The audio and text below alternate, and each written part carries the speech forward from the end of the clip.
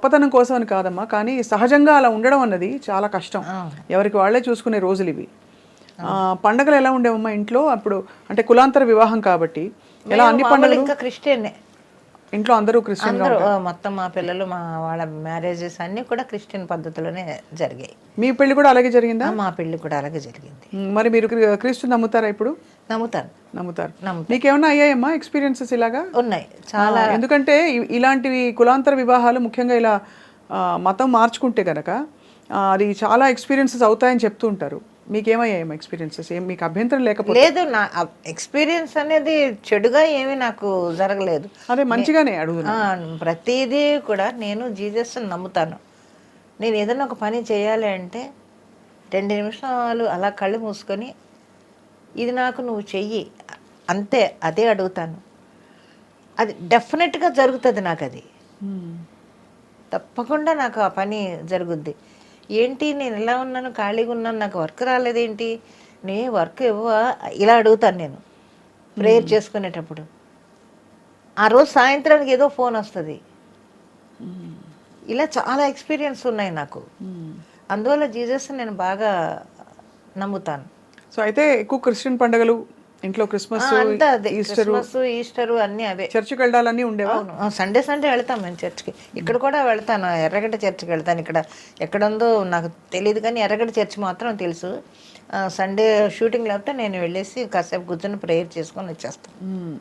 మీ అక్క చెల్లెలు ఎంతమంది అమ్మా? అక్క చెల్లెలు అన్నదమ్ములు చాలా మంది ఉన్నారు, 14 మంది. అందరూ 14 మందా? అవును. మీ అమ్మగారికి జోహార్లు. అవును, నిజంగా అసలు ఎంత ఓపిక. కడుపులో బిడ్డ చంకలో బిడ్డ ఉండేవాళ్ళు కదా. ఎంతమంది పిల్లలు, మీకు ఎంత ఆస్తి అని అడిగేవాళ్ళు కాదు ఆ రోజుల్లో. మీకు ఎంతమంది పిల్లలు అని అడిగేవాళ్ళు. అదే చాలా గొప్ప అన్నమాట. నేను 9వ దాన్ని. అందరూ చనిపోయారు. ఇంకా మిగిలింది ఎవరంటే 4 అక్క చెల్లెళ్ళు మిగిలాం. అందరూ హ్యాపీగానే ఉన్నారు, బాగానే ఉన్నారు. 14 మంది అమ్మా. అవును. అప్పుడు అంటే ఒకలా చూసుకుంటే యాక్చువల్లీ ఆ 14 మందిలో మీరు తప్పిపోయి ఉంటారు. అందుకే మీ వారు మీకు దొరకంగానే చక్కగా వెళ్ళిపోయారు. నిజంగానే కదా.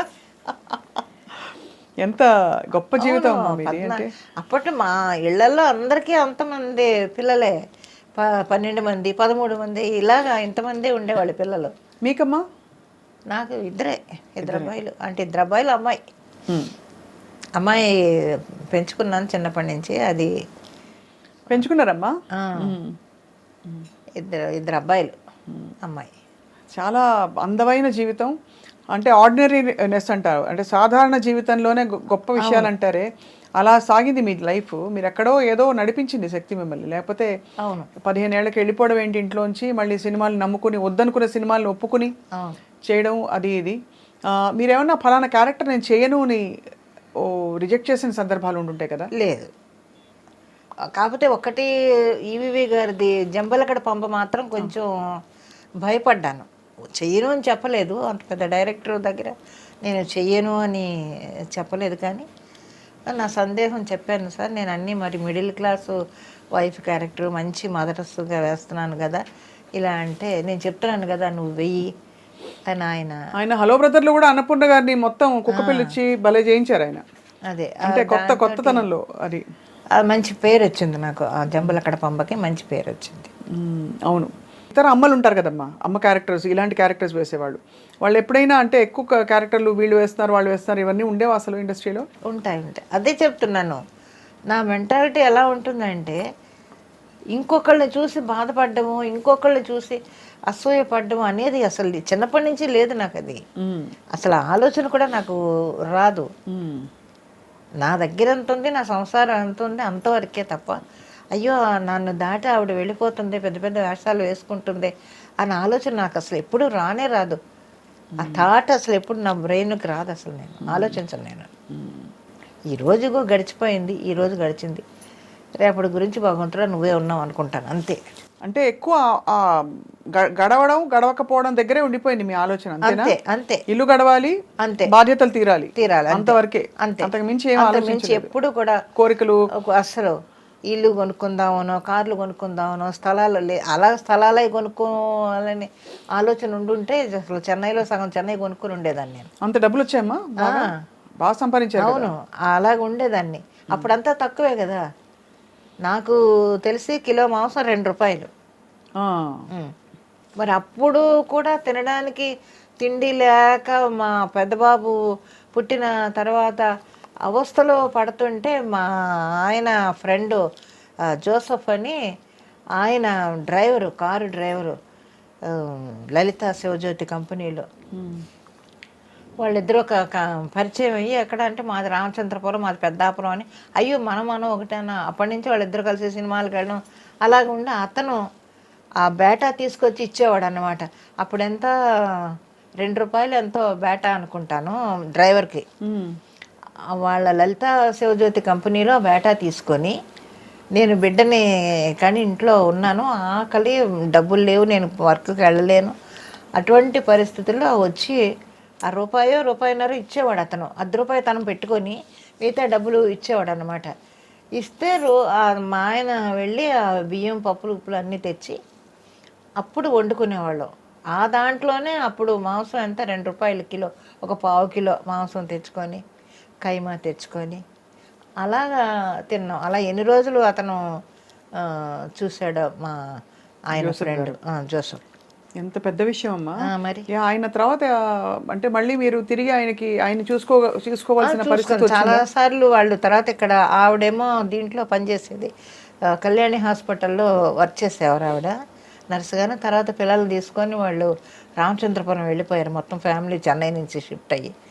ఆ తర్వాత ఆయన పోయిన తర్వాత ఎప్పుడైనా ఆవిడ, మేము వెళ్ళినప్పుడు మాత్రం రామచంద్రపురం వెళ్ళి వాళ్ళని చూసి వాళ్ళ ఇంట్లో ఉండే వచ్చేవాళ్ళం అందరం. కానీ చాలా ఆశ్చర్యం ఏంటంటే అమ్మా, మీరు అంత సినిమాలు ఉండి కూడా చేతిలో పెద్దబాబు పుట్టినప్పుడు అప్పటికి సినిమాలు ఎక్కువ లేవా?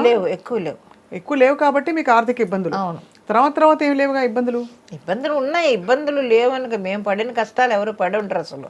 ఉదాహరణకి ఆయన అంటే ఆర్థికంగానే, ఎందుకంటే ఇంట్లో వాళ్ళని అడగకూడదు, మా కాళ్ళ మీద మేము నిలబడాలి, మేము బతకాలి, మాకు ఇదే. దాంతో మరి ఎక్కడ ఏవిఎం స్టూడియో, ఎక్కడ అమ్యూజికర్, ఎలా వెళ్తారు? 10 పైసలు బస్సు టికెట్ లేదు మా దగ్గర. ఆయన నేను కబుర్లు చెప్పుకుంటూ జాలీగా నడుచుకుంటూ వెళ్ళిపోయేవాళ్ళం, అంతంత దూరాలు నడుచుకొని. ఎన్ని కిలోమీటర్లు బాబు! మరి అలాగా లైఫ్ చాలా చేసాం, చాలా కష్టాలు పడ్డాం. కష్టాలంటే అసలు అంతా ఇంత కష్టాలు కాదు, మేము పడిన కష్టాలు. నేను మా ఆయన ఇద్దరం. అప్పుడు ఈ పరిషత్తులకి ప్రైజులు, వెండి కప్పులు ఇచ్చేవాళ్ళు. ఆ కప్పులు అమ్మేసుకొని, మెళ్ళో సూత్రాలు అమ్మేసుకొని పడ్డాం. నానా అంత కష్టాలు పడలేదు మేము. ఏ రోజు కుంగిపోలేదు అయితే? లేదు, ఎప్పుడు బాధపడలేదు. కానీ ఏదో వర్క్ వస్తుంది, చేసుకుంటున్నాం, దాంతోనే గడుస్తుంది. వచ్చినప్పుడు కాసేపు అలా కూర్చొని సరేలే రేపు ఏదో జరుగుతుందిలే అని అనుకోవడం, అంతే. కానీ దాదాపు భారం, బాధ్యత అంతా మీ మీదే పడింది కదా? నా మీదే పడింది. అది కూడా అంటే ఒక విధంగా చూస్తే ఆయన ఇల్లు చూసుకున్నారు, అంటే కొంతవరకు పిల్లల్ని చూసుకోవడం మీరు లేనప్పుడు అది. కానీ పిల్లల్ని చదివించి తీర్చిదిద్ది వాళ్ళ పిల్లలు ఇంకా బాగుండేలా చూసారంటే అది మీరు చాలా గొప్ప విషయం కదమ్మా. సో అయితే మరి తర్వాత మళ్ళీ ఫ్యామిలీస్ని ఎప్పుడు కలిసారు ఫస్ట్ మీరు పిల్లలు పుట్టేశాక? అప్పుడే మా పెద్దబాబు కడుపున పడిన తర్వాతే మా వాళ్ళు తీసుకొని వెళ్ళి, డెలివరీ మా ఇంట్లోనే జరిగింది. మా పెద్దబాబు డెలివరీ మా ఇంట్లోనే జరిగింది, పుట్టింట్లోనే జరిగింది. ఏమిటో మానవ సంబంధాలు, జీవితం ఇవన్నీ చూస్తే అంటే అర్థం కాదమ్మా అవి. మీరు చూసిన జీవితంలో ఏం అర్థం చేసుకున్నారు చెప్పండి అమ్మా. ఏంటి లైఫ్ అర్థం ఏంటి, మీనింగ్ ఏమిటంటే? ఏదో వచ్చాము, జరిగింది, అలాగ ఇన్ని సంవత్సరాలు గడిపేసాము. ఇంకా ఈ ఆఖరి క్షణాల్లో అందరూ హ్యాపీగానే ఉన్నాం కదా అని అనుకుంటాను అంతే. ఇప్పుడు దేవుడు దయ వల్ల ఇంతవరకు హ్యాపీగా మనం నడిపించాడు. ఇంతకన్నా లేని వాళ్ళు, మనకన్నా హీనమైన స్థితిలో ఉన్నవాళ్ళు ఎంతోమంది ఉన్నారు. వాళ్ళందరికన్నా మనం బెటర్గానే ఉన్నాం అనుకుంటాను నేను ఇప్పుడు. కానీ పోలికి వచ్చినప్పుడు అలా రాదు కదా.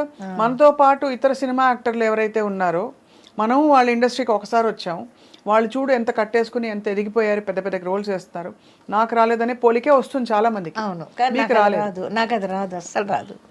అంటే మీ సంస్కారం, మీ ఆత్మవిశ్వాసం, భగవంతుడి యందు మీకుండే విశ్వాసమే కదమ్మా. లేకపోతే అంతగా మీరు అన్నట్టు నిజంగా పుస్తలమ్ముకుని వెండి కప్పులు గెలుచుకున్న, కష్టంగా అపురూపంగా సంపాదించుకున్నవన్నీ అమ్మేసుకుని ఇంట్లో ఉండడం అంటే చాలా. ఇప్పుడు చెన్నైలో ఇల్లు ఉందమ్మా? ఇల్లు ఉంది. నేను ఇల్లు కట్టేటప్పుడే మా అబ్బాయికి చెప్పాను, ఒరేయ్ నాకు షోకేస్ కట్టాలని. మొత్తం షీల్డ్ అన్నీ అలాగుంటాయి, ఇంటికి వెళ్ళగానే ముందుకు సార్ అలా చూసుకుంటాను సినిమాల్లో వచ్చిన షీల్డ్ అన్నీ. మీకు